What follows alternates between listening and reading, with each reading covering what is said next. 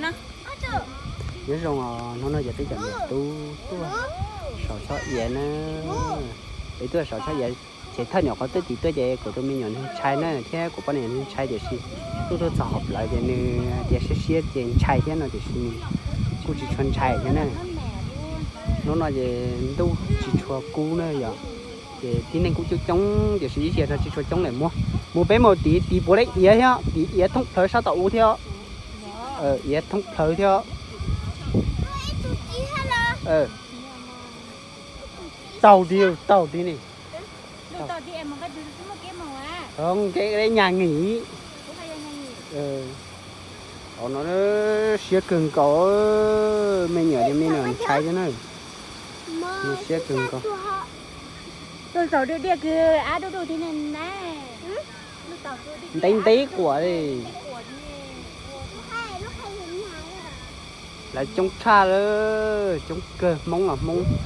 quay gì chúa mắt đầu trong cha đấy ạ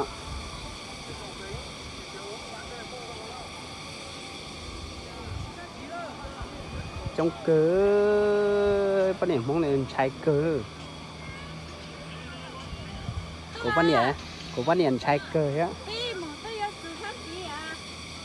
bắt điểm trái của tôi men trái á của tôi lo để chín trái nữa để gì của tôi giao cho nên cũng chẳng trái chứ như cái xí cho nên nên sẽ nên gì anh một cái đi đỡ một cái giả nên mua sang trái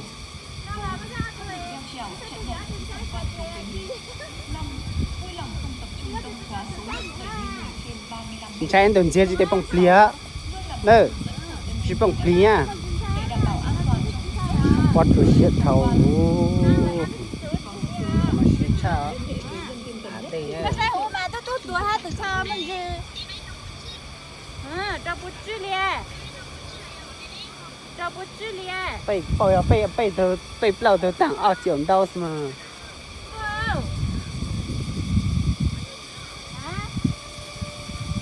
几点干了呢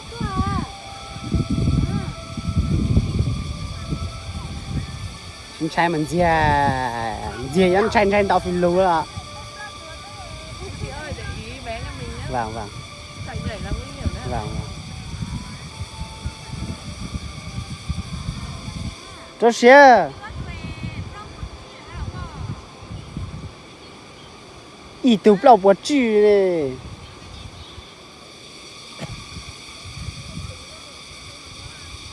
cầu kính dài nhất thế giới nhá anh em nhá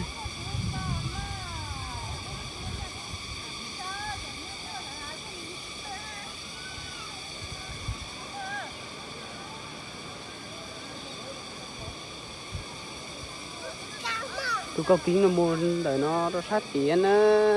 đấy ạ. Khách đến với Mộc Châu Island, Mountain Park and Resort. Xin quý khách lưu ý: 1. Đi bọc giày trước khi đi lên cầu kính.